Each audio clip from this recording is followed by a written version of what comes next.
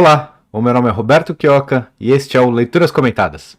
No episódio de hoje, eu vou ler o artigo Como o Mercado Leva a uma Exploração Racional dos Recursos Naturais, por Robert Murphy. Antes de começar a leitura, agradecer a todos que estão ouvindo pelo YouTube, também as pessoas que estão vendo no Rumble e principalmente aquelas que estão me vendo pelo Odysee.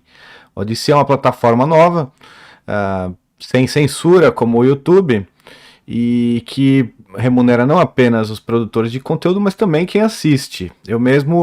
Eu usei por 2 meses, um pouco menos de 2 meses, o Odysee, e ao final desses 2 meses, assistindo aí na média uns 2 vídeos por dia, eu recebi o equivalente a $10, né, nas moedas do Odysee, na Library Coin.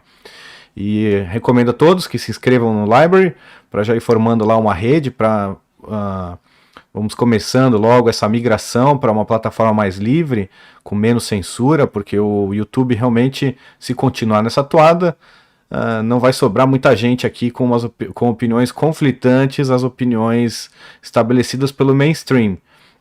E a nossa, como somos libertários, anarcocapitalistas e economistas da escola austríaca, é bastante distoante do mainstream. O mainstream econômico não aceita nossas ideias, a academia, os grandes figurões da economia não aceitam as nossas ideias, mas são as ideias corretas, como vocês podem ver em todos os vídeos aqui, todos os artigos que eu leio.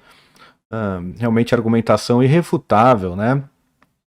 Mas de qualquer jeito, deixem aqui se vocês acharem que tem alguma dúvida ou alguma refutação.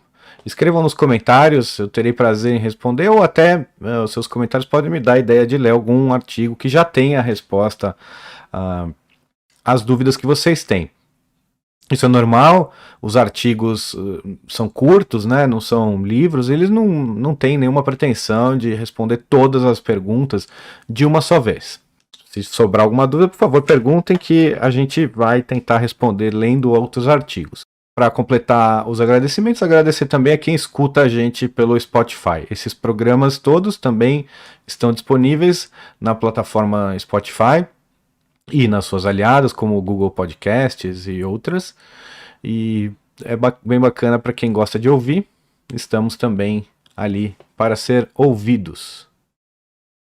Vou apresentar o autor. Para quem não conhece, o Robert Murphy, Bob Murphy, né? Ele é um autor, um economista da escola austríaca, né? E um libertário anarcocapitalista como nós. Ele tem muitos escritos publicados por nós já. Ele foi formado na New York University, né? Um PhD, para quem gosta de títulos. Ele tem muitos. Ele é ligado a vários institutos, como o Instituto de Energy Research e o Mises Institute e tantos outros, né? Ele é autor de vários livros, né? Primeiro vou mostrar aqui alguns dos artigos que ele publicou, que nós publicamos dele em português no Instituto Rothbard. O último deles foi um sobre a vacinação, bem interessante, também está na minha lista de leituras, e tantos outros, né? São várias páginas de artigos que ele tem. Ele é o host, né? Ele é o apresentador de um podcast muito legal que eu costumo ouvir às vezes, né? O meu preferido é o Tom Woods. O Bob Murphy também está entre os que eu escuto, né? Entre umas das minhas influências. Eu adoro ouvir podcasts e o do Bob Murphy é realmente muito legal, muito interessante. Às vezes ele traz assuntos que são do interesse dele, que eu não compartilho, né? Mas na maioria dos casos são programas muito interessantes e recomendo a todos assistirem e se inscreverem também no podcast dele, que é o The Bob Murphy Show.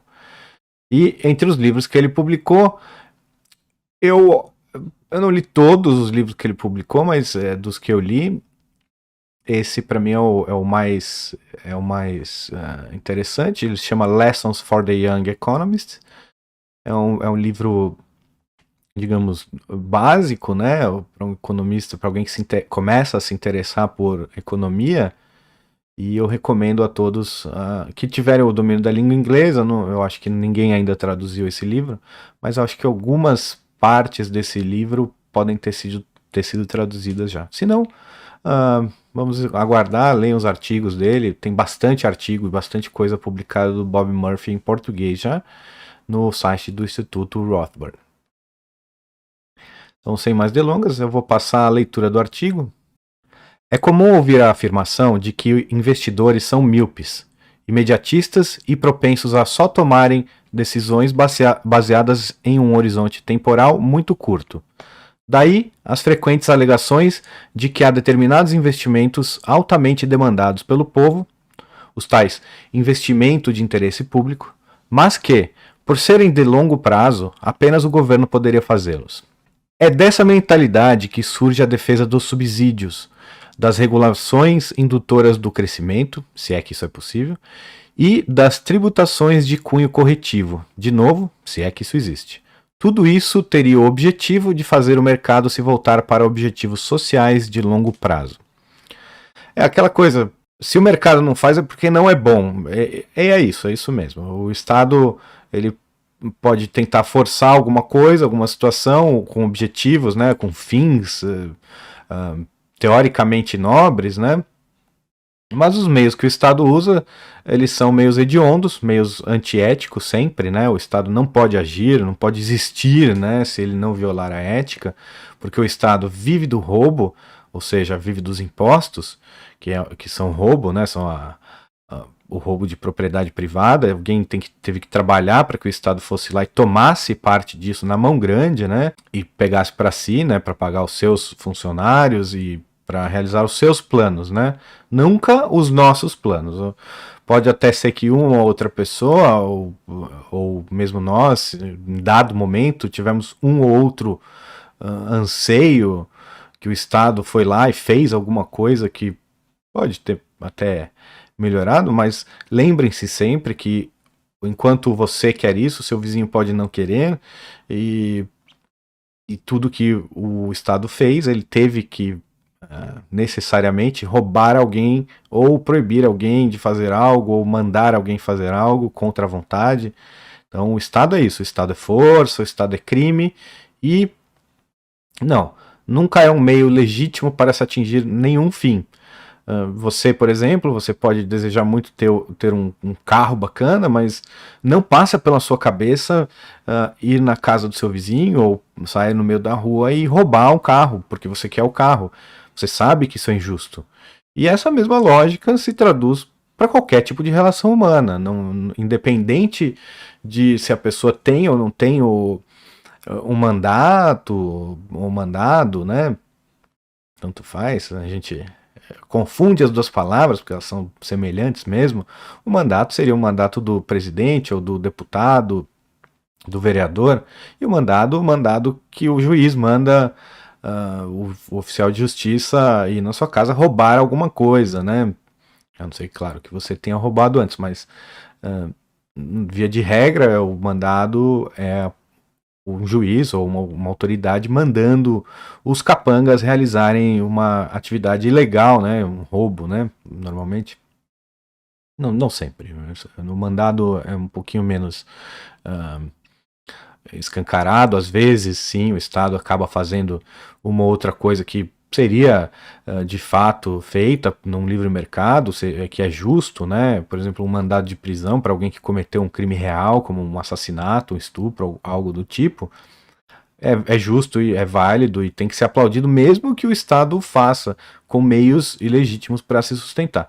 Porém, aqui no caso, nós vamos ver que os fins desejados pelos defensores do meio ambiente, eles não são atingidos, é o contrário, né? Quando você usa o Estado, o contrário do pretendido é o resultado. E aqui, nesse artigo, deixa eu voltar aqui para o título, a gente tem que saber que os recursos naturais, eles são muito melhor explorados se realmente houver um livre mercado, e não um estado. E é isso, as pessoas querem, o desejo, o anseio das pessoas, nossa, nós precisamos conservar os recursos naturais.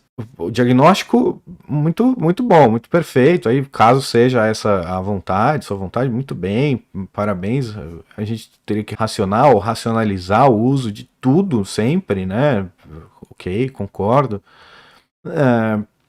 Porém, o meio utilizado, a medida tomada para esse fim não vai atingir os seus objetivos, como o Robert Murphy vai concluir nesse artigo, e eu vou continuar a leitura. Embora essa visão de governo guiando e corrigindo o mercado seja amplamente aceita, o raciocínio está totalmente invertido. De um lado, os mercados contêm sim sofisticados mecanismos que gratificam o planejamento de longo prazo. De outro, é justamente o arranjo político democrático que estimula uma visão imediatista e totalmente voltada para o curto prazo. Eu vou seguir e depois eu vou fazer meu comentário porque o Robert Murphy ele continua nessa toada. A instituição mais fundamental para promover um adequado planejamento de longo prazo é a propriedade privada. Um genuíno proprietário, seja de um pedaço de terra, seja das instalações industriais, seja do maquinário empregado em investimentos, seja de todo o capital aplicado, tem todo o interesse de tomar medidas que aumentem o valor de mercado de seus bens. Por exemplo, considere uma enorme jazida de minério de ferro. Logo de início, há dois arranjos possíveis. Ou a jazida é propriedade privada de uma empresa, ou ela pertence ao governo, que então arrenda sua exploração para uma mineradora. Os dois arranjos são completamente distintos e levarão a resultados bastante diferentes. Ele vai continuar, mas eu vou comentar para não perder o fio da meada. A diferença é gritante realmente dos dois arranjos, né? E são os arranjos, e aqui eu vou fazer uma crítica ao ministro Ricardo Salles, é um amigo pessoal meu, não sei ainda se ele se considera meu amigo, mas eu o considero meu amigo, e ele tá lá no governo, né? Ele é um estatista, ele nunca foi um anarcocapitalista, nunca foi um libertário, ele realmente acredita no Estado, na necessidade do Estado, e ele tá lá, mas ele é um liberal, ele é uma pessoa que quer um Estado menor do que o que tem hoje. Eu não sei exatamente qual o ideal de mundo dele, aonde ele se torna um ditador, mas para os moldes de hoje, para o Estado que nós temos hoje, ele é um liberal, uma pessoa que quer mais liberdade do que o que temos hoje, né?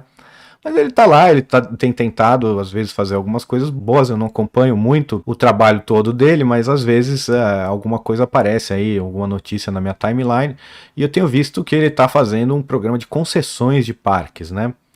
E esse programa de concessões de parques, ele entra aqui nessa explicação do Robert Murphy. A concessão não é propriedade privada, nunca, ela não tem nada de propriedade privada. Eu não sei se o que o Ricardo Salles está tentando fazer, não conheço exatamente o que se passa na cabeça dele, se isso é o máximo que dá para fazer, ou se dentro desse modelo de concessão existem mecanismos que podem levar a que essa concessão se torne uma propriedade privada.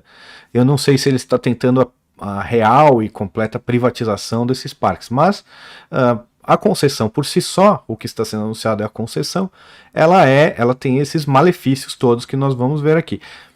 Ela ainda é um pouco melhor do que o Estado explorando, mas ela não está longe de ser o ideal. Ela ainda é um problema para os recursos, para quem deseja, né, a conservação dos recursos e tudo isso. A gente tem como exemplo os parques ali da região de Bonito. Eu estive lá, um lugar deslumbrante, né, alguns parques deslumbrantes, mas é engraçado notar que alguns desses parques eles ficam no meio de fazendas, né? Então você vê a fazenda toda inteira desmatada, são hectares desmatados, e ali no meio uma florestinha onde tem um riacho maravilhoso, alguma atração turística maravilhosa. É da minha imaginação que antes de toda essa exploração pelos fazendeiros, é possível que houvessem muitos outros lugares que hoje seriam turísticos, né? Muitos e muitos outros muitas outras atrações, né? Rios maravilhosos, lagos deslumbrantes, natureza, a fauna e a flora maravilhosas, né? que tem aquele lugar ainda hoje, né? Mas pouco, menos do que obviamente ou provavelmente houve um dia, né? E é curioso notar que a maioria desses parques, né, ou dessas atrações turísticas são em propriedades privadas. Ou seja, um dono, ele viu ali, obviamente, se todos os vizinhos dele tinham rios e lagos tão bonitos quanto aqueles, ele viu que aquilo não tinha valor, tinha abundância, né? Então não há nenhuma escassez, não poderia ser explorado comercialmente. E também não havia nenhum tipo de civilização, porque tudo era fazenda, tudo era mato. E ele viu como melhor forma de explorar os seus recursos uma fazenda. Por acaso ou não, ele manteve aquele rio, aquele pedaço bonito, enquanto talvez o seu vizinho não tenha feito isso. Por puro prazer, por puro capricho, ele decidiu tomar conta daquilo, né, e manter aquilo. Um rio, vejam depois as imagens de Bonito, um lugar maravilhoso, vale muito a pena visitar se você tiver condições, um lugar que vale muito a pena, do Brasil, assim, um dos lugares mais deslumbrantes que existem, né. E esse fazendeiro guardou aquele lugar, e hoje ele tem uma recompensa, ele pode explorar as atrações da sua fazenda, turisticamente. Há um turismo, não sei agora com essa pandemia toda, mas havia assim toda uma indústria do turismo em Bonito. Bonito é um destino bastante disputado no Brasil e ele hoje está faturando. Azar de quem não preservou, né, suas atrações turísticas ali nas suas fazendas, que preferiu colocar um gado, mas é uma coisa momentânea e também nada impede da natureza se refazer, né, as pessoas reflorestarem, retomarem, né, todos os recursos naturais que haviam. Se lá nasceu um dia a floresta pode voltar, mas tudo depende do mercado. O que as pessoas veem como mais vantajoso. Seria injusto uma pessoa que foi lá e se apossou de um terreno, né, fez a apropriação original ou comprou o terreno de alguém, que ele não pudesse explorar a sua fazenda da melhor maneira possível. A melhor maneira possível, há um tempo atrás, era, e talvez ainda seja, já que lá é uma região tão cheia de criações de gado e outras criações, ainda seja a fazenda, né, a agropecuária.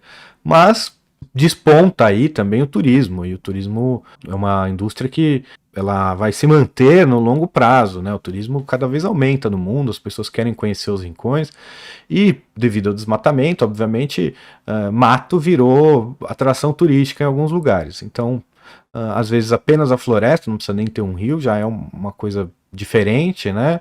Então, quem preservar vai ter para sempre ali a floresta e pode no futuro ou já explorar de maneira turística. Já o que o Ricardo Salles está fazendo, de conceder um parque, isso faz com que a pessoa que comprou a concessão, né, que ela tenha apenas um espaço limitado de tempo para explorar o recurso, né, o parque. Então, ele vai tirar o máximo possível durante aquele tempo. Não tem os mecanismos que a propriedade privada tem para que haja a manutenção dela. Manutenção de fato, pensando no longo prazo. Pode ser até que na legislação que o Ricardo Salles esteja fazendo hajam mecanismos que vão fiscalizar como está sendo gerido e que, caso a gestão não esteja sendo de acordo, pode ser retomada ou passada a um outro terceiro. Mas isso são palavras escritas num pedaço de papel, como a nossa Constituição também, por exemplo. Então você imagina, se nem o direito de ir e vir, né, que está na Constituição, é respeitado, o que dirá um pedaço de papel escrito num contrato de concessão daqui a 20 anos, ou 5 anos que seja, quando entrar o outro governante, ou não, ou agora mesmo, se for do interesse do PT ou do PSDB, que essa concessão continue nas mãos de uma pessoa que destrói a natureza, destrói todas aquelas belezas naturais, o STF com certeza daria ganho de causa e acabou. Não interessa o que está escrito, interessa o que os políticos querem. E se for um amigo do político ali, vai fazer o que bem quiser, o que bem entender. E o Ricardo Salles não tem nenhuma maneira, nem que ele seja muito inteligente em escrever os contratos de concessão, eu acredito que seja, né? Nem sob essa ótica, ele tem alguma garantia de que daqui a 4 anos, ou daqui a um ano, ou semana que vem, tudo que ele escreveu ali seja rasgado, cuspido, manchado por juízes do Supremo ou até de cortes mais baixas, né? Vai depender da vontade política dos juízes e dos supremos juízes do Tribunal Federal, né? Ou outros tribunais. Então, não há nenhuma garantia. Já a propriedade privada, por outro lado, pelo próprio mecanismo de incentivos, vai levar com que a terra ou a propriedade seja explorada da maneira mais racional possível. Se eu tenho o exemplo das fazendas de Bonito, se a pessoa preservou, ela hoje tem uma outra fonte de renda, além da sua agropecuária lá, ela tem também o turismo. E algumas fazendas, acredito que faturem tanto quanto, ou algo próximo ao que fatura com a agropecuária, com o turismo. Já quem não preservou só fica dependente apenas da agropecuária. Não que seja um mau negócio hoje, no Brasil isso é uma coisa maravilhosa, mas fica apenas uma fonte de renda e o outro já tem algo para explorar a mais, né? E assim seriam em todos os parques, o que é racional, o que há realmente demanda do mercado, ou que o proprietário da terra vislumbra que será demandado em 10, 20, 30 anos, 50 anos que seja, ele pode conservar. O que ele acha que nunca será demandado, ele pode dar um outro uso, né? Algumas áreas realmente não tem nenhum apelo turístico ou também não tem nenhuma serventia para o ambiente, né? Como nós sabemos, isso é um conhecimento geral, né? Qualquer pessoa que estudou ciências sabe que o pulmão do mundo não é a Amazônia, né? E sim os oceanos. Então a gente sabe que também nem para a nossa sobrevivência na Terra as florestas são tão necessárias, né? Claro, não há por que destruir se você não tem nada melhor para fazer com aquele pedaço de terra. Mas se você tem, dê um uso melhor. É muito melhor para nós que moramos em cidades, por exemplo. A pessoa, pense você aí na sua casa, você tem esse terreno que você, ou esse apartamento, ou onde quer que você more, né? Que você conseguiu de uma maneira mais acessível alugar ou comprar, e saiba que onde você está morando, antigamente, muito provavelmente tinha um mato. E hoje tem a sua casa ali, já não tem mais aquelas plantas que tinham aí tomando conta do seu terreno. Tem uma casa, você talvez tenha árvores, tenha uma horta, ou tenha plantas dentro da sua casa, mas aquelas plantas que tinham ali foram destruídas, foram cortadas, aquele mato foi limpo, né? A gente rastelou todo o seu mato, ou cortou as árvores que estavam ali, a floresta que tinha ali, e foi construída a sua casa. Você preferia estar na floresta hoje, ao léu, com animais e insetos ameaçando a sua vida, ou você preferia estar aí no seu teto, na sua casa? Então pense nisso. A nossa sobrevivência às vezes depende, e o nosso conforto, o nosso bem-estar às vezes depende sim de tirar o mato, cortar o mato e tomar o lugar da floresta. E não há nada de mal nisso. A terra, Deus colocou esse mundo aqui para que o homem explorasse. O que eu acho errado, assim, de um ponto de vista mais moral do que ético, é a pessoa simplesmente destruir porque quer destruir. E isso, a gente não vê muito isso acontecendo em propriedades privadas. A gente vê isso acontecendo com as regulações do governo, e aí mais uma bronca também para o pessoal do Ministério do Meio Ambiente, que o Ricardo Salles, pelo menos eu vi uma entrevista dele aplaudindo, falando, não, o Brasil é excelente, nós conservamos nossa floresta, nós temos uma lei muito boa, que é a lei que proíbe, né, eu não sei como chama a lei, mas ela proíbe que os fazendeiros explorem o 100% da sua fazenda. O fazendeiro é obrigado a deixar 20%, sei lá quantos por cento, da fazenda intocável. Intocado. Isso é uma agressão à propriedade privada sem tamanho, né? Às vezes uma fazenda precisa daquilo para ser eficiente, né? Para poder concorrer no mercado, para poder mandar comida para nós a preços mais acessíveis, e isso está sendo impedido por uma lei completamente sem sentido, sem pé nem cabeça, que é essa lei que proíbe os fazendeiros de explorarem suas terras, né? Eu acredito que os fazendeiros saibam muito melhor como explorar suas terras do que qualquer pessoa em Brasília, né?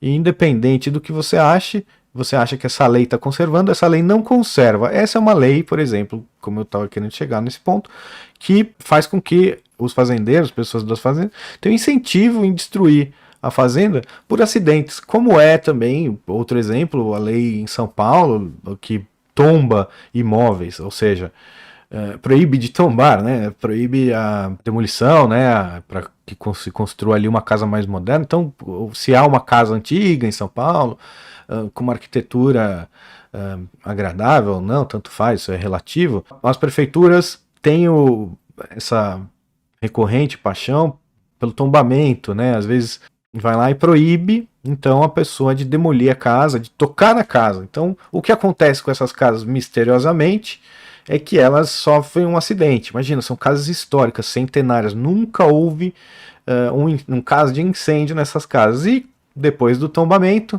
acontece como aconteceu ali na Mansão dos Matarazzo e tantas outras, né? Que a casa acaba caindo, né? Ou pega fogo, ou a estrutura já não aguenta mais, né? Depois de 100 anos, imagina. Que estrutura que vai aguentar? Obviamente, qualquer pessoa que saiba um pouquinho de construção, de engenharia, sabe que as construções podem sim durar muito. Veja os prédios na Itália, né? Claro que podem durar bastante, ainda mais nos moldes que são feitos no Brasil, com muito concreto, muitos tijolos. São construções feitas para durar. É uma pena que as pessoas caiam nessa, né, e achem que é uma boa ideia tombar, proibir o dono do imóvel de fazer o que bem entender com ele. Quem conservar, pode ser que tenha alguma vantagem, mas quem não conservar, pode ser que tenha uma vantagem também. E a população, no geral, pode ter uma vantagem, como é o caso da sua casa que você mora hoje, onde muito provavelmente antes existia um mato, uma floresta, e cortaram aquilo e você se beneficiou. Assim também nas fazendas, e assim também no caso da jazida, como nós vamos continuar aqui a leitura. Se a jazida pertence ao Estado, e este arrenda sua exploração a uma mineradora em um formato de concessão, a mineradora, justamente por saber que o terreno não é seu e que seu prazo para explorá-lo é limitado, terá todos os incentivos para exaurir a jazida o mais rápido possível. Afinal, o contrato de concessão tem um tempo definido e pode não ser renovado. A renovação depende de várias questões políticas, e o fato de o governo ser trocado a cada 4 anos é um fator de grandes incertezas. Como eu falei, realmente, não só o governo ser trocado, amanhã sai o Bolsonaro, entra o Lula, e as coisas que o Ricardo Salles fez, como ficam? Tudo pode ser mudado, como aconteceu com as coisas que o Trump fez. O Biden assumiu e no primeiro dia foram, não sei, mais de uma dezena, uma quinzena de ordens que destruíram muitas coisas que ele fez, inclusive parando a construção de um oleoduto, né, que vinha do Canadá lá para os Estados Unidos, e desempregando um monte de pessoas, destruindo investimentos e planos e sonhos de tantas pessoas que estavam no meio do caminho desse oleoduto, né, com uma canetada. É um absurdo, realmente, que o governo tem esse poder. E é um absurdo também, como nós vemos aqui nesse artigo, que o governo tem o poder de conceder jazidas ou parques ou o que quer que seja. O governo não é legítimo proprietário de absolutamente nada, então ele não pode legitimamente conceder a propriedade de nada a ninguém. Tudo que o governo pode fazer legitimamente é não fazer e desaparecer. Por outro lado, se a jazida se tornar uma genuína propriedade privada, os resultados serão outros bem distintos. Nesse arranjo, ainda há quem pense que a gananciosa mineradora irá esgotar a jazida o mais rapidamente possível, extraindo todo o minério e direcionando-o a projetos voltados apenas à atual geração, ignorando as necessidades das gerações futuras. Uma reflexão mais profunda mostra que tal raciocínio não faz sentido. Um parênteses que eu vou fazer aqui: nesses parágrafos, esse raciocínio, ele me lembra muito, e é o mesmo, na verdade, usado por Hoppe, quando ele fala sobre a monarquia contra a democracia. Quem não é conhecedor da escola austríaca de economia, nem do libertarianismo, esse é um argumento que choca as pessoas, quando a gente diz que a monarquia é melhor do que a democracia. As pessoas não entendem, e é por esse motivo. Quando uma pessoa é proprietária, ou possuidor, né? E ele sabe que ele será o possuidor nos próximos 10 anos, 20 anos, e os seus filhos serão os possuidores, e os seus netos serão os possuidores daquele pedaço de terra, daquela determinada região, ele tende a ter uma visão mais de longo prazo e de preservação. Então o monarca, o rei, ele vai deixar para o seu filho, vai deixar para o príncipe, e o príncipe vai deixar para o filho dele. Então, se você ama os seus filhos, você quer deixar o melhor para eles e também pensa nos filhos dos seus filhos, porque você ama os seus filhos e quer que os seus netos sejam felizes também.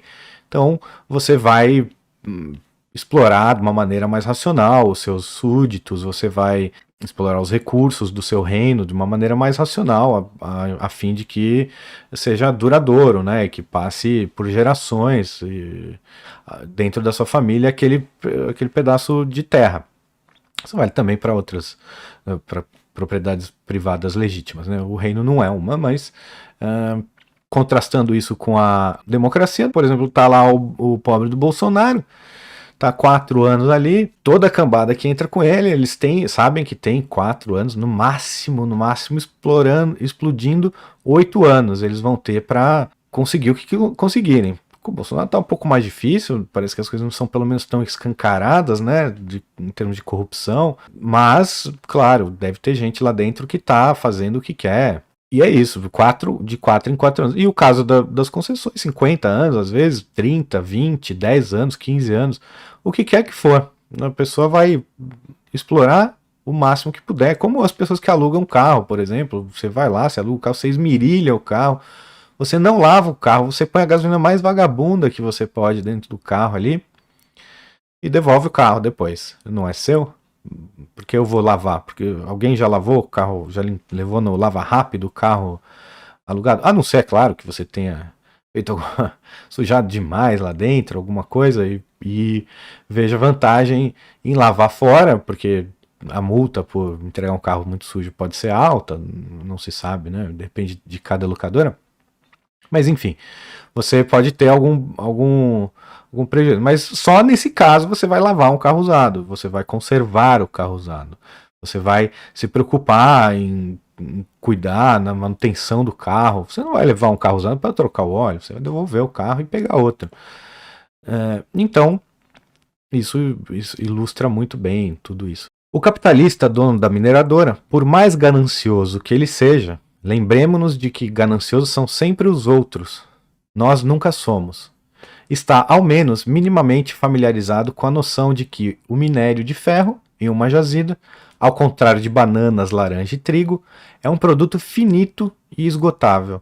Ele não se renova naturalmente ano após ano. Uma tonelada extra de minério extraída e vendida este ano significa exatamente uma tonelada a menos de minério nessa jazida no ano seguinte, ou em qualquer ano futuro. E daí? E daí que, tão logo entendemos que o ganancioso capitalista, dono da mineradora, não quer maximizar sua receita, mas sim o valor de mercado de sua empresa, dentre outras obrigações, ele tem acionistas a satisfazer, torna-se óbvio que ele tem necessariamente de pensar no futuro ao tomar decisões no presente. Eu vou seguir porque ele explica o parágrafo assim. Falando mais especificamente, para maximizar o valor de mercado do seu ativo, o proprietário da mineradora irá, no presente, extrair toneladas adicionais de minério e investir as receitas no mercado financeiro para oferir juros de mercado, até o ponto em que ele terá um maior retorno caso deixe a próxima tonelada de minério na jazida para ser vendida no ano seguinte ao preço de mercado. Ele vai exemplificar, calma. Por exemplo, se o minério está sendo vendido hoje a $50 a tonelada e a taxa de juros sobre ativos financeiros é de 10%, então a mineradora irá interromper suas operações, caso imagine, com alta confiança, que o preço da tonelada do minério do ano que vem será de $55 ou mais, em decorrência de um aumento da demanda dos consumidores. Estou assumindo, por motivos de simplificação, que os custos marginais de extração e de venda são os mesmos ano após ano. Tão logo ele chegue a essa conclusão, o melhor investimento para as suas unidades adicionais de minério seria deixá-los na jazida, amadurecendo para o ano seguinte. É uma lição de economia e de empreendedorismo também. O Bob Murphy aqui, ele coloca, ele ilustra de uma maneira precisa, né, e muito, muito clara esse exemplo que ele quis dar da jazida. E também muito importante ali num parágrafo anterior que ele fala que o dono da empresa, o objetivo dele não é vender muito, e sim que a sua empresa valha cada dia mais. É isso. Então, se o preço da sua empresa é calculado pelo valor de vendas, pelo faturamento, claro, você quer que a sua empresa fature o máximo possível. Agora, se você tem um estoque e a sua empresa também é calculada pelo estoque, você maneja esse estoque da melhor maneira possível. E uma jazida nada mais é do que um grande estoque de minérios, né? Então, a pessoa vai controlar esse estoque, vai vender de acordo com o que ela achar melhor para o valor da sua empresa. Então, no exemplo dele, caso ele tenha confiança de que no ano seguinte o preço do minério será maior, ele vai simplesmente deixar o minério ali e vai guardando ele para vender quando for mais conveniente, ou seja, no ano seguinte. Então, esse ano parei as vendas ou já aumento meu preço, espero quem quiser comprar esse ano tem que pagar já o preço do ano que vem. E isso ele pode fazer porque ele vai estar sentado no dinheiro e manejando o seu estoque da maneira que acha mais conveniente. E independente disso ser uma boa medida ou ruim, vocês que talvez aí me ouvindo sejam administradores e até de uma jazida, quem sabe, e fale, nossa, que péssima gestão. Ok, mas cada um deve ser livre para gerir da maneira que achar melhor. Esse é apenas um exemplo bem simples que o Bob Murphy está dando, mas sim, você há de concordar comigo que mesmo que essa maneira que ele apresenta não seja a melhor, que isso é possível acontecer, que pode ser que um ano você decida simplesmente manter o estoque. Vale mais a pena você conservar o seu estoque do que você vender esse ano. Isso acontece não apenas em jazidas, né, como em muitos outros produtos. Já em um arranjo de concessão, em que o governo é o dono da jazida e a arrenda por um tempo determinado, tal raciocínio empreendedorial perde força, pois agora há um tempo de arrendamento que irá expirar e, ainda pior, há riscos políticos de uma revogação da concessão, algo que pode ocorrer caso um governo populista seja eleito. Qualquer governo, né, populista ou não, e mesmo durante um governo isso pode acontecer. Os riscos institucionais com a existência do Estado são gigantes. O Estado pode tudo, como nós vimos nessa pandemia, tudo. Ele pode fechar a sua empresa, ele pode te prender por ir trabalhar, ele pode te proibir de viajar, ele pode te proibir até de sair de casa. Que dirá não respeitar o seu contrato de concessão. Então só faz negócio com o governo quem tem conexões muito boas e duradouras, por exemplo, alguém que tenha ali todos os pés dentro do STF, que o STF é uma casa aí que vai continuar por anos e anos se as pessoas continuarem aceitando, né, a sua existência e as suas ordens, né?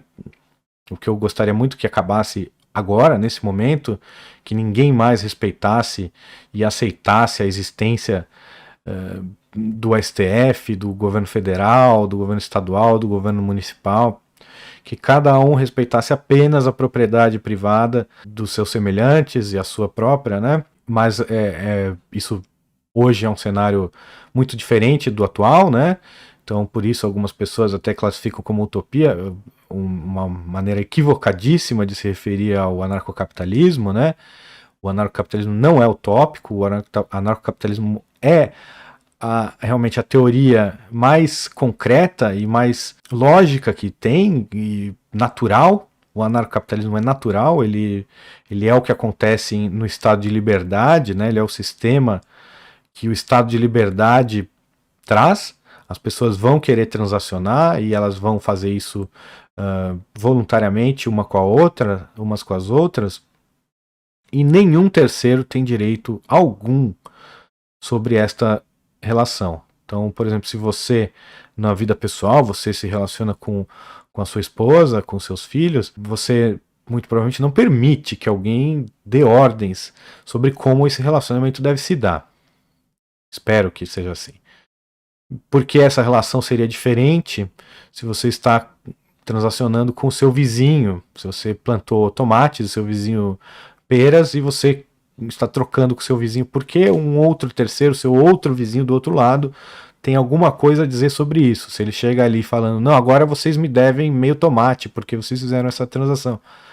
Vocês muito provavelmente não aceitariam essa ordem. E assim é o Estado. O Estado ele se mete onde não é chamado, onde não é necessário, e estraga todas as relações e causa todos os males possíveis aí, inclusive esse onde o governo se apossa ilegitimamente de terrenos, de riquezas, recursos, e depois os concede à iniciativa privada ou a seus amigos, né?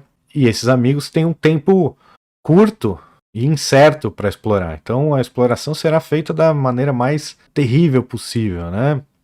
Imagina, você não sabe nem quando sua concessão vai acabar, se vai ser renovada algum dia, se chegará ao final da concessão, se vão inventar outras regras no meio do caminho para sua concessão, e se daqui a 2 anos você ainda tem. Então, ano após ano, cada ano que você tem aquela concessão, você tem o dever de exaurir ao máximo a sua propriedade.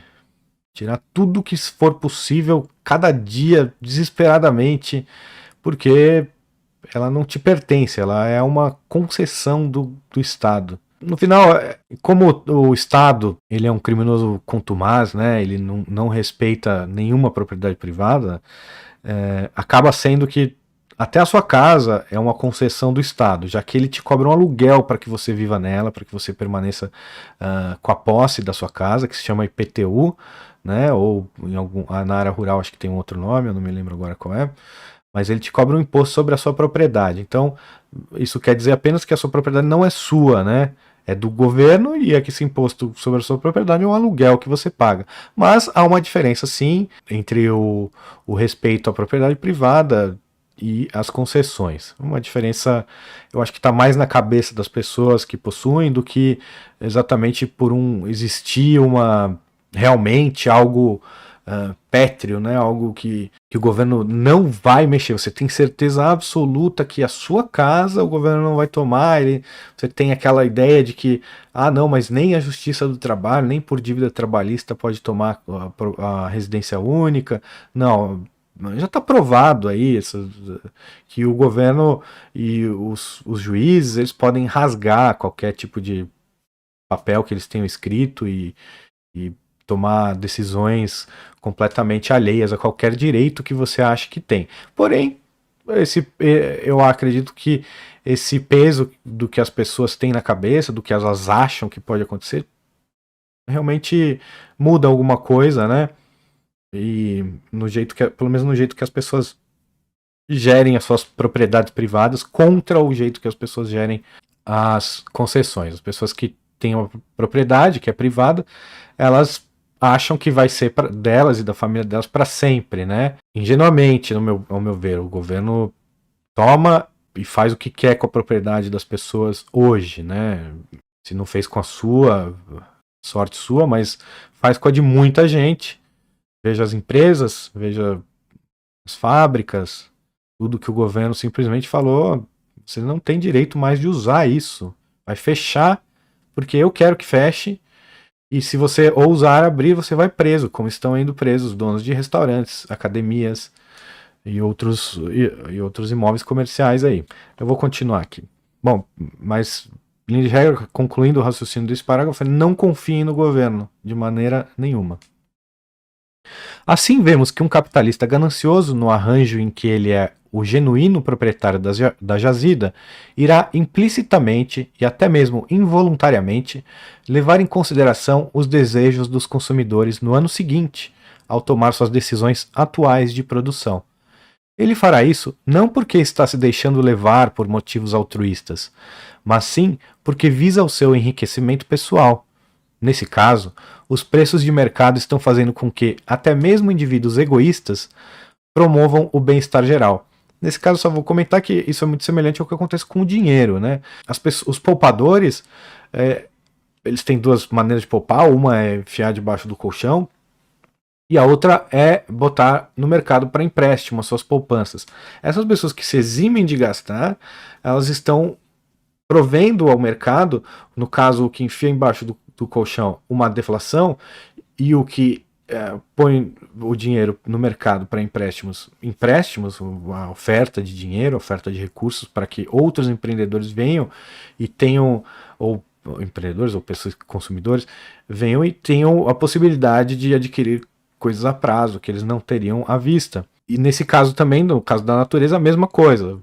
A pessoa visando o próprio lucro, a própria conservação do seu patrimônio, né?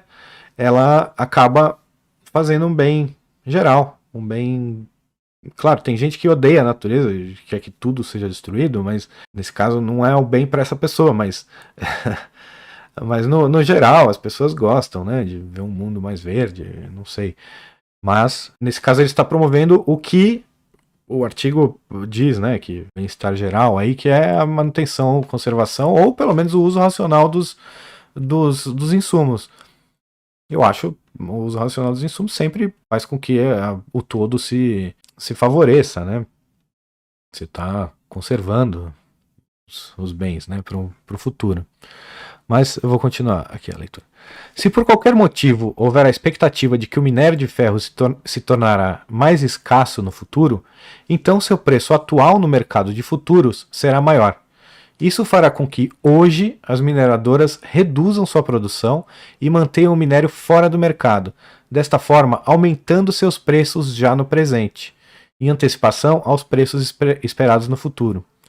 Os modernos mercados financeiros e de commodities, que fazem contratos futuros, bem como utilizam de vários derivativos exóticos, conseguem refinar esse arranjo ainda mais, atraindo todo o conhecimento disperso e os diferentes apetites de risco de milhões de pessoas e concentrando tudo em um só lugar. É maravilhoso. O mercado é muito bonito mesmo, porque ele une os interesses são todos diferentes, os anseios, as pessoas todas são diferentes entre si. Essa é uma maravilha da humanidade, né? Que as pessoas sejam diferentes, que elas tenham vontades, objetivos diferentes. Então, isso é muito bom. E o mercado ele une todas essas pessoas com objetivos e anseios diferentes e faz com que elas trabalhem juntas, né? E acabem agindo de uma maneira que beneficie a todos no final. Como é o caso explicado aqui do mercado de futuros. O mercado de futuros é um mecanismo maravilhoso no mercado que ele dá o norte para os empreendedores de várias áreas, né, que possuem esse mercado de futuros. Outros têm que se guiar mais na cega, mas o mercado de futuros ele realmente é um excelente guia. É maravilhoso, uma invenção de mercado louvável, né? E que está vindo aí também uma revolução tecnológica com todas essas novas criptomoedas e que trouxeram junto consigo mecanismos maravilhosos de exchanges, ou seja, mercados, né? Como seriam? Bolsas descentralizadas, ou seja, não tem um dono, elas não podem ser tomadas pelos governos, nem nada disso. Talvez ainda seja muito breve, muito cedo para se falar sobre esses assuntos, porque realmente eu acredito que seja uma minoria que está a par de tudo que está acontecendo nesse mercado, mas eu tô explorando e são coisas maravilhosas que estão por vir aí no mercado da tecnologia, né, que vão avançar para o mercado financeiro também, e muito provavelmente vão dar para muito mais setores esse norte do mercado de futuros, ou o mercado aberto, pelo menos, né? Uma bolsa de valores para tudo. Eu acho que esse é o futuro. É um futuro que eu já pensava há muito tempo, né? Uma das coisas que eu pensei quando eu comecei a mexer em bolsa de valores, né? Lá por 2000, eu não lembro, 90, 98, eu não me lembro que ano que foi, mas faz bastante tempo já, né? Eu comecei a investir um pouquinho, mesada ali, o dinheiro que eu ganhei, sei lá, muito pouco dinheiro, eu investia na bolsa e falava, poxa, por que eu não posso investir na loja do meu vizinho? Por que eu não posso investir no café da esquina? Por que eu não posso investir no restaurante da dona não sei o que? Ah, porque muita burocracia e não tem, a bolsa, para entrar na bolsa é um absurdo, né? Só uma das coisas que o meu irmão Cristiano chamou a atenção, meu irmão Cristiano é o presidente do Instituto Rothbard, né? Também fundador comigo. Ele apontou há um tempo atrás, num artigo dele, foi que um dos quesitos, né, uma das exigências para quem tem empresa listada em bolsa é a publicação dos balanços em jornais impressos, né? O que causa um prejuízo, é um dispêndio de dinheiro absurdo, porque hoje em dia ninguém mais lê jornal impresso, todo mundo tem acesso à internet, ou pelo menos as pessoas que investem em bolsa, acredito que todas elas têm acesso à internet e sabem muito bem onde procurar ou clicar procurar nos mecanismos de busca. Não usem o Google, usem Startpage ou DuckDuckGo. Nesses mecanismos de busca, procurar ali o site da empresa e lá vão achar todos os balanços. Você tem interesse, você está investindo seu dinheiro, você vai lá e acha. E as empresas são obrigadas a publicar balanço em jornais. Só isso já faria impossível que um pequeno negócio tivesse ações listadas em bolsa, né? E a bolsa tem outras milhares de burocracias, são inatingíveis para pequenos negócios. E já o que vem por aí, eu acredito que teremos essa revolução. E na minha ingenuidade, eu fiquei pensando em como é que a gente pode fazer isso acontecer, né? E tá aí, agora criptomoedas, exchanges descentralizadas, mecanismos maravilhosos para o mercado financeiro que vão vir aí pela frente. Espero poder ganhar algum dinheiro com isso daí também um dia, né? Eu acho uma coisa maravilhosa. Eu adoro bolsa de valores e queria que fosse para tudo você compra ação, você pode comprar ação, você pode ser um acionista, você pode ser um sócio da empresa e de qualquer empresa. Seria tudo muito maravilhoso. Claro, sempre existiriam os que preferem não, né? Preferem ser os donos exclusivos dos seus negócios. Mas quem precisa de um financiamento, ou quem quer sócios, quer ter mais gente envolvida, eu acho que vale muito a pena procurar esse tipo de coisa aí. E no futuro próximo, eu acredito que não mais do que nos próximos 10 ou 20 anos, isso tudo já será muito comum, né?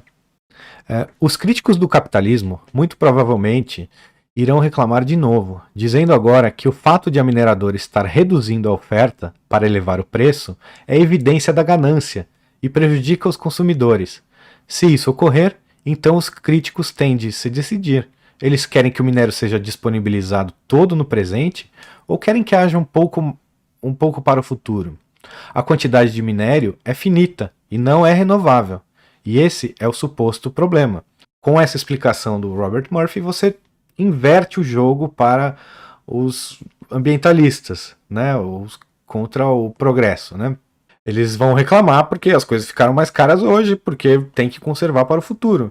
Então eles estão reclamando exatamente do que eles querem. Como, vamos supor, eu comentei a lei que proíbe o fazendeiro de usar mais de 80% da fazenda. Não sei se é 80%, mas vamos supor que é 80%. E aí, vamos supor que o governo aumente para 50%. Então agora o fazendeiro só pode usar 50%. Ele tem outros 30% que vão ficar inúteis na propriedade do fazendeiro. A comida vai ficar mais cara, a carne vai ficar mais cara, tudo vai ficar mais caro. E aí os ambientalistas vão reclamar, vão falar, olha, mas o fazendeiro está aumentando os preços e tal. Claro, você quis conservar aquele mato, agora aguenta, né? Agora passa fome. Não é você que queria, você pediu, levou. E aqui ele não fala exatamente nesse exemplo, mas é a mesma coisa. Observe que, Mesmo que o proprietário de uma mineradora seja diagnosticado com câncer terminal, ele ainda assim tem os incentivos para se comportar dessa maneira eficiente. O motivo é que ele pode vender ou a mineradora ou a jazida imediatamente. O valor de mercado de toda a jazida será igual ao valor presente descontado de todo o fluxo da renda líquida propiciada pela propriedade da jazida e pela sua operação ótima durante todo o futuro, indefinidamente. Claro, a venda da sua empresa vai depender de tudo isso. Mesmo que o proprietário, porque ele segue, eu ia comentar, mas ele segue aqui. Mesmo que o proprietário pense que, se eu ainda tivesse mais 10 anos de vida, iria gerenciar a mineradora de tal e tal maneira. Essa decisão não mudará só porque ele tem apenas mais de um ano de vida. Em vez disso, ele pode vender a jazida ou a mineradora para quem fizer a melhor oferta, inclusive pessoas que têm mais de 10 anos de expectativa de vida.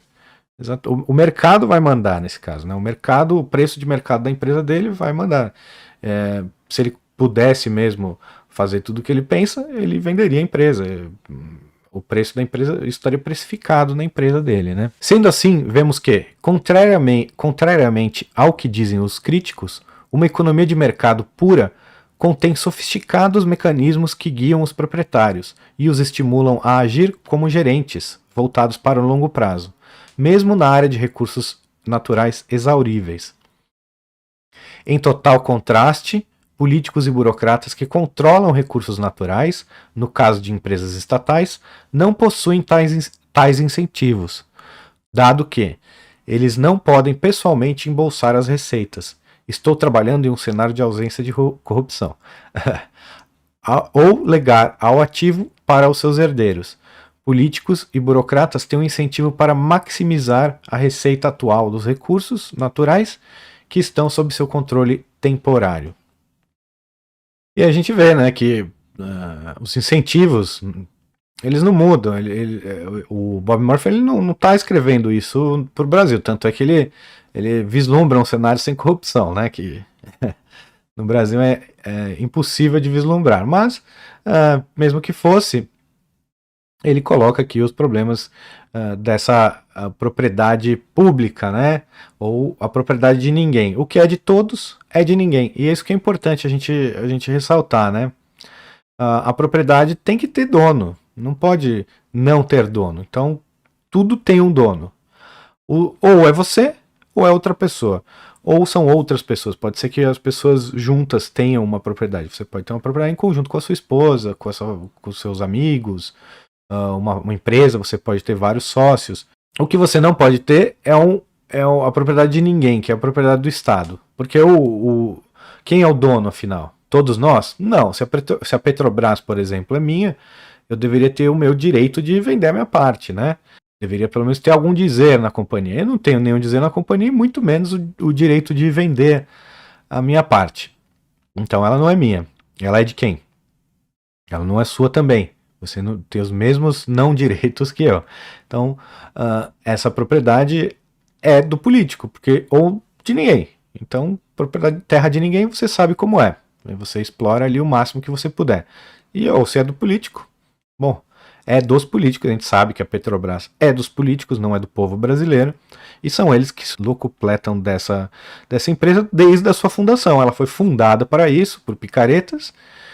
Foi presidida por picaretas desde o seu início, picaretas muito ricos hoje, né, que deixaram, né, sua prole muito rica com tudo que puderam roubar, todos os esquemas que tinham na Petrobras desde a sua fundação. Você vê pessoas parentes do corpo diretor da Petrobras logo na sua fundação ali, ou logo nas primeiras gestões, hoje ainda são bilionários, né, que devem toda a sua fortuna a empresas de petróleo.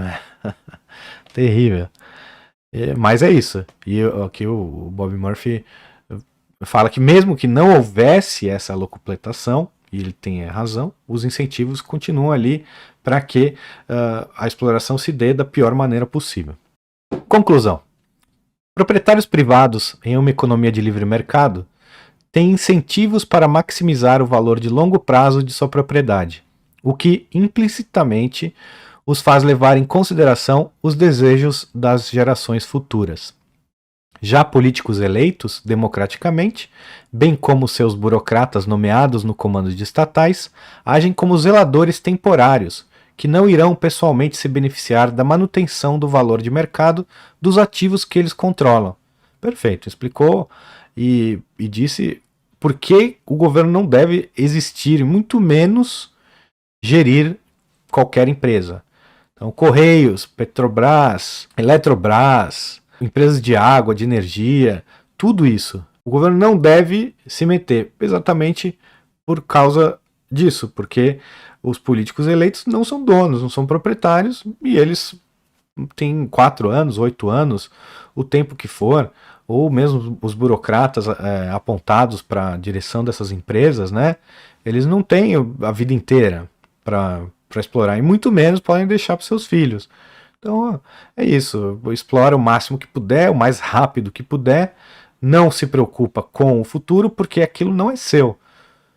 É assim, a natureza, o meio ambiente, os recursos minerais e vegetais, a flora e a fauna vão sendo destruídos, porque os proprietários, entre aspas, porque não são legítimos, né?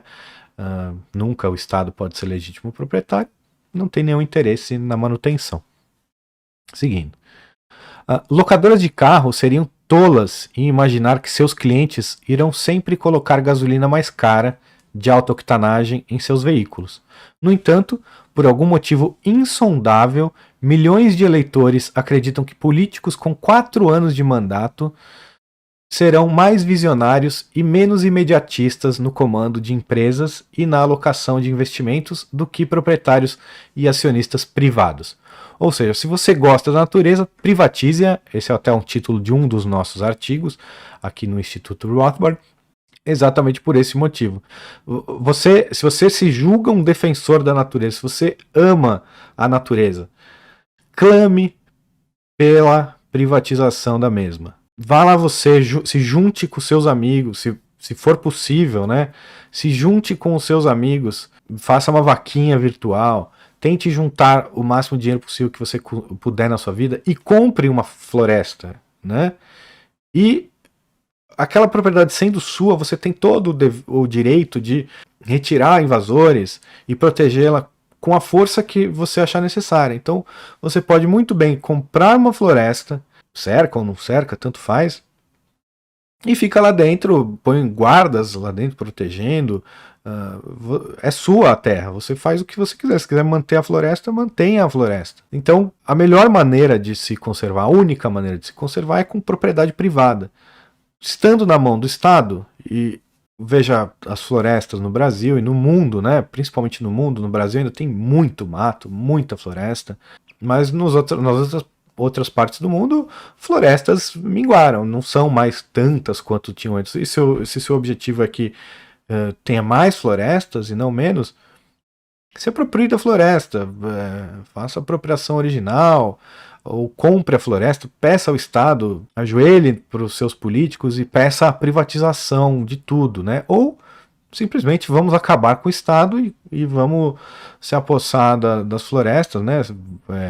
Misturando trabalho ou não, ou cercando, trazendo turistas para visitar, usando a floresta da maneira que você acha que ela deve ser usada, se é só contemplação também, por que não, né?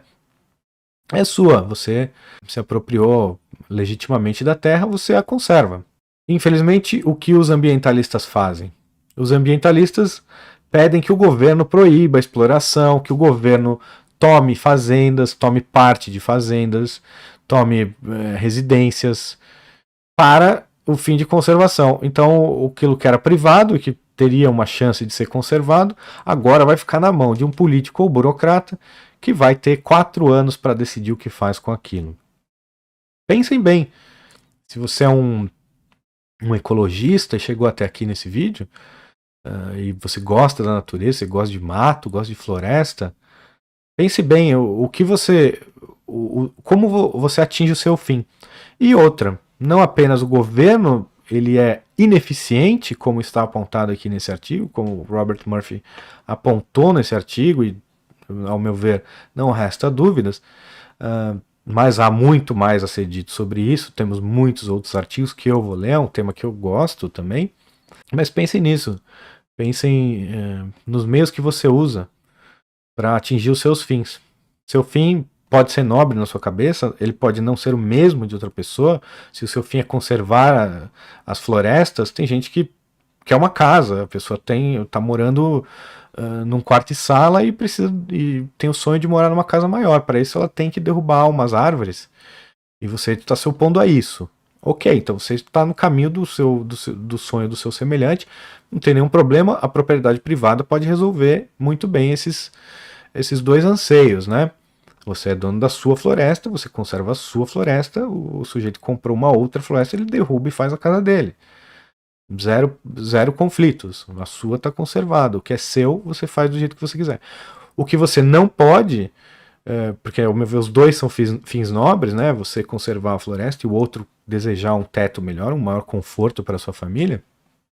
Que você não pode de maneira nenhuma é desejar que o Estado faça qualquer coisa, porque o Estado ele vai usar da força, da violência física e vai dar início a uma agressão com meios hediondos, com uso de ameaças.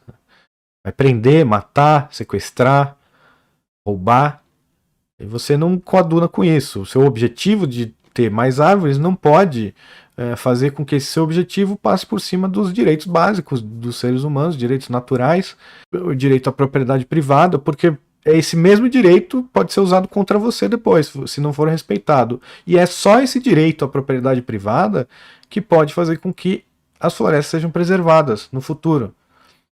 Então pense bem se você liga para os meios primeiro, se você não é daquele time das pessoas que acham que fins nobres justificam o uso de meios hediondos, então aí você estaria junto com a escória da sociedade, com os socialistas, com os comunistas, com os nazistas e com todos os outros tipos de estatistas, ou se você quer ser do time das pessoas que respeitam os outros, que respeitam a propriedade privada dos outros, e aí sim você pode pedir ou lutar para que o Estado não exista mais, para que a gente possa conservar o direito de propriedade privada e com ele o que cada um quer fazer com a sua propriedade. No seu caso, será conservar as árvores, a mata, o mato. E no caso do seu vizinho pode não ser esse, mas se você não defender o direito do seu vizinho, você não tem o seu. E um dos sonhos vai, uma das vontades, se for pela democracia, só um grupo ganha. E aí qual grupo que vai ganhar? Um dia pode ser os ecologistas. Mas e se um dia ganharem as pessoas que querem acabar com todas as árvores, queimar tudo de uma vez, mesmo que não tenham uso, ou seja, queimar, desperdiçar recursos, né? Porque se você queima sem ter nada o que fazer ali, você está simplesmente destruindo recursos. Se for essa gangue que tomar o poder um dia, você perdeu, você vai chorar e não vai ter jeito que faça nem a sua floresta, na sua propriedade ser respeitada. Você imagina? Então, eles, por qualquer motivo que seja, daqui a 10 anos, 15 anos, eles falam que você não pode mais ter uma propriedade com 100% de floresta. Você só pode conservar 20%. Ou começam, né, sempre mais baixo, então vão pegar 80%. Você então pode manter 80% de floresta, 20% você tem que desmatar, ok? E você, amante da natureza, vai se indignar corretamente. Por que você defende isso para o seu semelhante, que tem outros anseios com a sua propriedade?